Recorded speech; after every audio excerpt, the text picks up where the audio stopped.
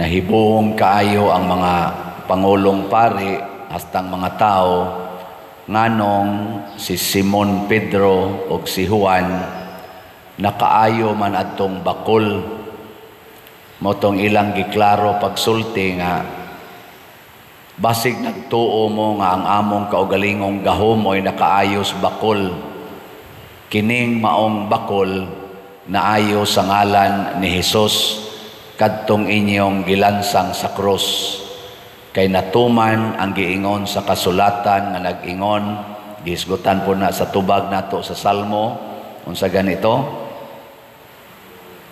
ang bato nga gisalikway sa mga magtutukod og balay nahimong labing importanteng bato lingi sa imong tupad ing namusugot kag isalikway na pangutan ba na okay ra nimo isalikway ka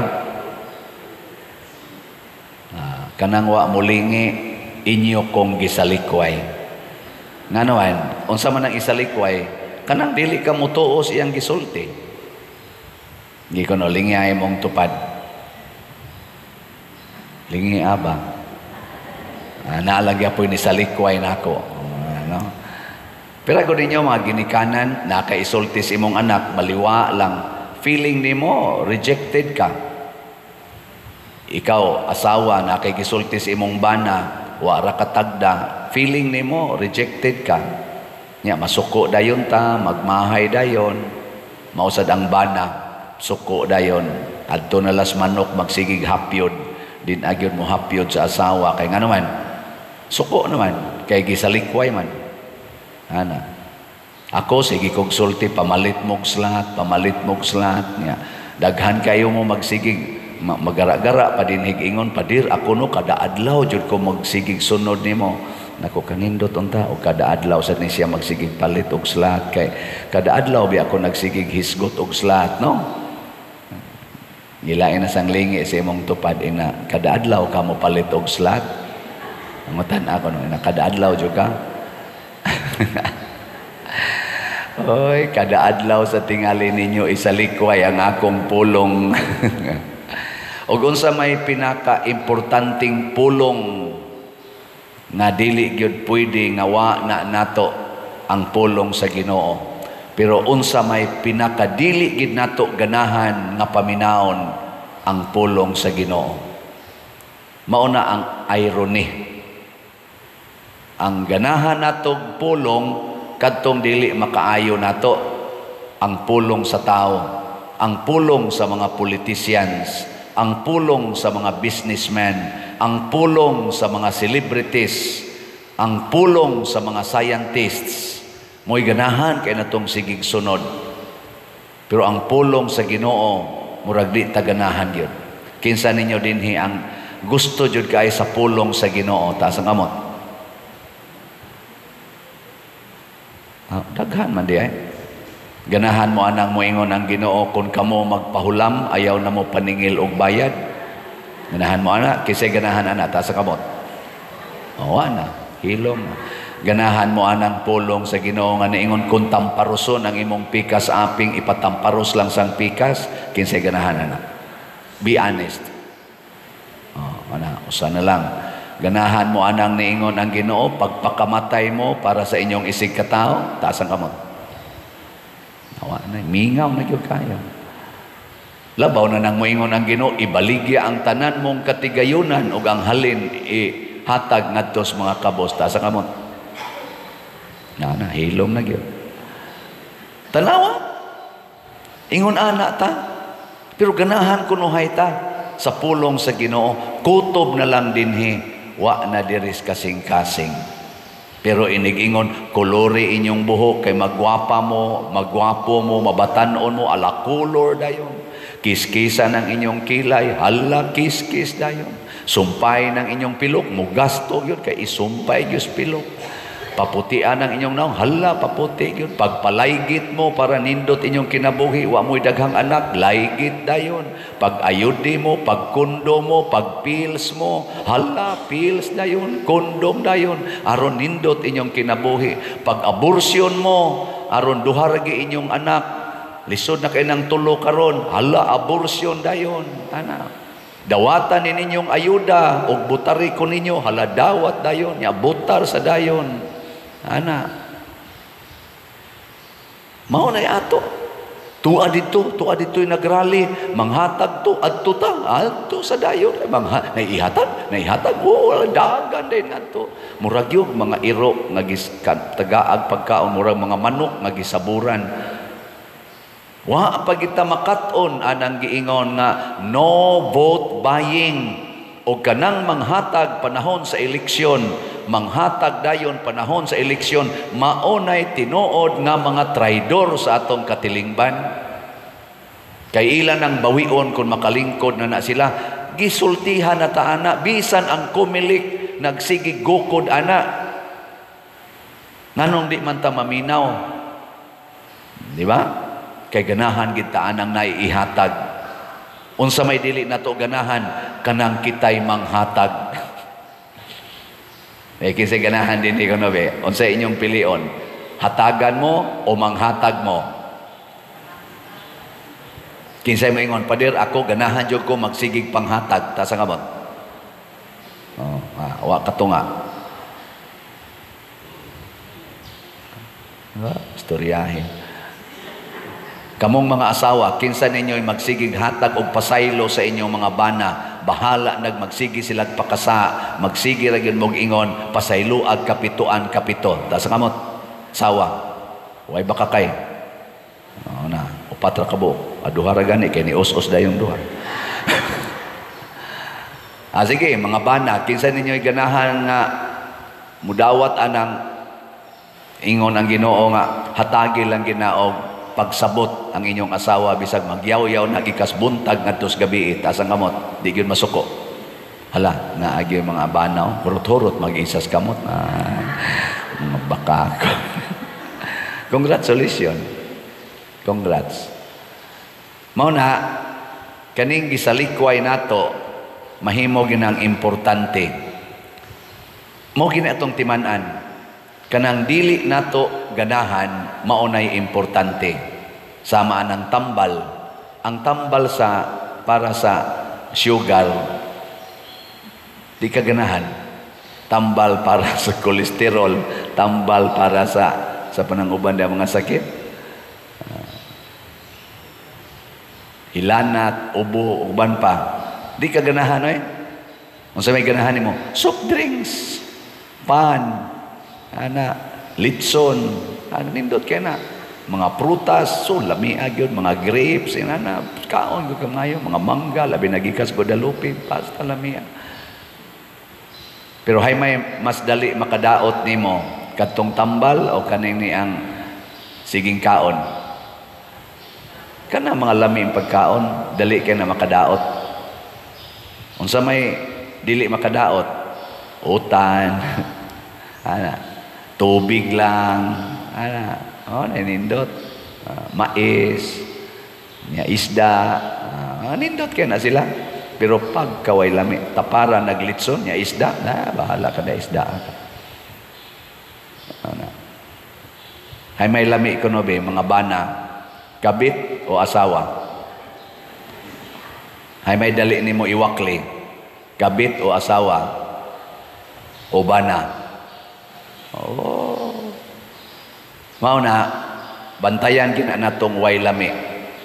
Diri sa ebanghelyo, way lami ang kinabuhi nga nangisda ang mga mangingisda nya way kuha tibok gabi. Pero pag ingon sa Ginoo, itaktak ang inyong pukot dapit sa tuo, bisag way lami. Kay wa ko sila kuha tibok gabi karon na noong adlaw na. Pero ilang gisunod kay pulong man nga was la kay ilang Ginoo to, pero pulong gikan tos Ginoo. Pagsunod nila nakakuha sila daghan kayong kuha. Hapit pagani din sila kadaog. Og nakita day nila nga ang Ginoo di ay kadto. Mao na kung naa nato ang pulong sa Ginoo atong sundon, success is always at hand. ang kadaugan o ang kalampusan naagid sa atong mga kamot. Bisan sa ato karong politika, kinsa may kusogrong ng salikway, ang Team Marcos o Team Duterte. Kinsay kusog mo salikway ba? Team Marcos o Team Duterte? Tanawa, kanang kusog mo salikway, magkaratol-ratol na. Kanang mga sinalikway, musikat na.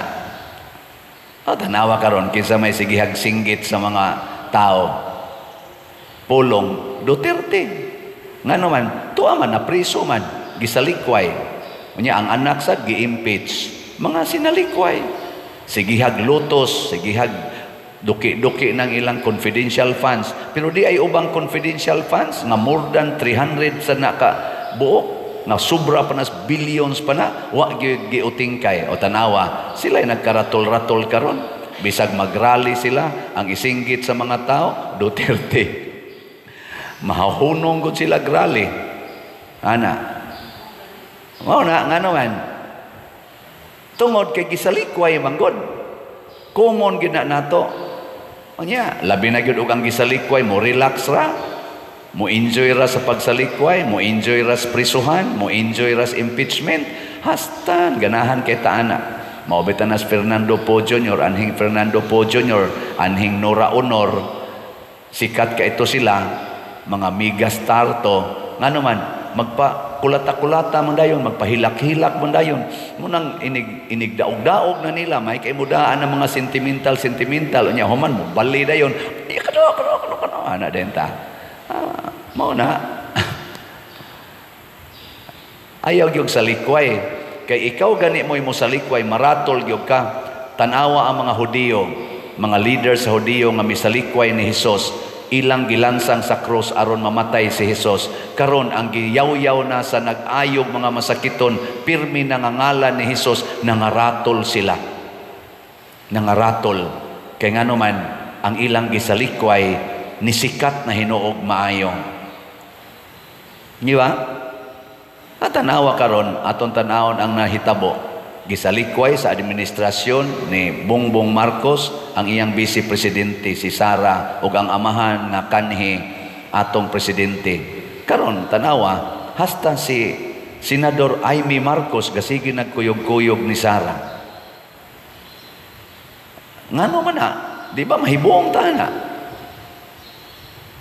Tungod kay nisikat ang ngalan Duterte, ang apelidong Duterte. O kinsa to'y musuporta ni ini, mura sa kag proud kaayo. Muna, kining umaabot na tong eleksyon, atong tanawon ang mga tao na kanang dili kusog musalikway sa iyang isig katao. Muna'y una na tong tanawon.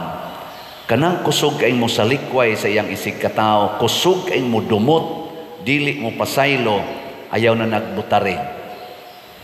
Naman makita man na nato ang ilang binuhatan. Kana bang wa gyoy gamit anang pasaylo ug inigabot na gyud sa mulingkod na ning ato mga politicians, unsa man gyud una nilang isalikway ang ato intaong mga kabus nga mga Filipinos nga mo'y kusog kay mubutar. Hakuton pagid na nila aron mobutar, pero inig daog na nila din nila paminaon. Karon hatag-hatagan day bugas, himuon pang tag 20 ang kilos bugas dinhis Visayas. Way apil ang Luzon, way apil ang Mindanao. Nganong ingon ana man na, ambot lang. Wa ta kibaw. Kamo na lay discovery ana, kita na lay mamalandong. Kay panahon mas eleksyon. Katusang padayon padong na sad ang presidential election atong 2022, ning gawas po ng tag 20 ang kilos bugas. Nya human nawa. Karon ni gawas na sad kay padong na sad midterm election. Sunod ang gawas 2028 na sad tingali. Kanang ato na ning pamalandungan, mura magdili na kay ni Diyos nun.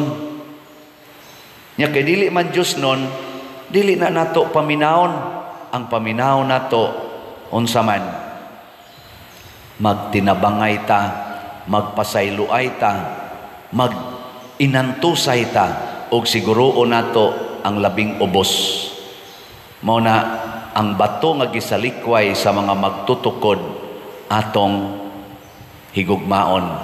Mao bitaw dinis atong parokya, manghatag ta karong pista og 5 kilo rice ngadto sa atong labing ubos kategory D o kategory C sa atong mga parokyano dinhi. Mga naanas mga 3,000 kapin ang ilang gidaghanon atong tagaan. Bisa na lang anang gamay nga gesture nga makahatag nila pila ka adlaw nga relief sa ilang pagsigig pangitag bugas. No? Nya makuha na nato sa inyong mga slot. Andam ba mong muhatag ana para sa inyo ato mga kabos? Andam mo dili? Kusga. Kamo sa mga online parishioners, andam sa doon ta. Ikaduha, ang atong mga kapilya. Atong gustong tabangan. Mo nang doon natay kuntis-kuntis nila. Unya ang atong premyo, gidako-dako nato. Aron ilan ang gamiton pagpa-improve sa ilang kapilya. Kaya ang kapilya manggod, sa atong mga Katoliko maunay tigumanan sa managsilingan aron patubuon ang pagtuo. Ako produkto po ko sa among kapilya intaw na mos bukid, musayaw inig kanang inigtukod ni mos bongbong, musayaw ang bongbong kay tinuod simento pero ang gihimong kabilya kawayan. Unyag bukbuko na ang kawayan, musayaw na murag ngipon sa tiguwa nga hapit na matangtang. Pero dito mi magsigig rosaryo, adto mi muadto kaupat kada semana, 11 minos, Miyerkules, Huwebes, Biyernes, Sabado, punan pa ini ka Domingo, meeting sa Legion of Mary. Niining nagtango-tango nya way simento nga flooring, abog kaayo. Dito ko ni tubo anang maong pagtuo. Mo nang dinhi sa ato bisag ngadto sa Antugop, ngadto sa Dakit, ngadto sa Tabla, Lataban, San Roque nga mga kapilya nga layo-layo na dinhi atong gipangtabangan. Andam ba mo palit og slot para ani? Wa na tingog. Bahala. Mo na unsa may atong buhaton karon?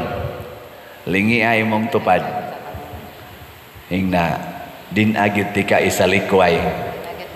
Ingna ba? Na din ati ka isalikway kay maalkansi ko nimo. Kung isalikway ti ka, musikat kas Ginoo. Musikat pag yung kas isig katao. May pagdi ti ka isalikway kay magdungan tag kasikat. Di ba? Ana. Mao na hinumduman nato kanunay ang Ginoo mupabor gid na sa mga dinaog-daog og sa mga sinalikway, sa mga kabos o mga rejected sa katilingban. Dili ta mahadlok isalikway, di ta mahadlok mahimong kabos. Ang atong kahadlukan mahimulag tas Ginoo.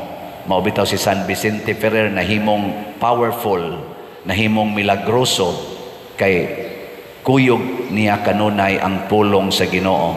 Mo nang atong tema karon moingon gid ta, San Vicente Ferrer ligon og sulundon nga kauban sa magpapanaw sa paglaom. Ngano man kay si San Vicente Ferrer nakapruiba gina nato ang gahom naa diha sa mga tao nga magsunod gyud pulong sa Ginoo. Ang kadtong nagsalikway sa pulong sa Ginoo mahimo gyung alaot.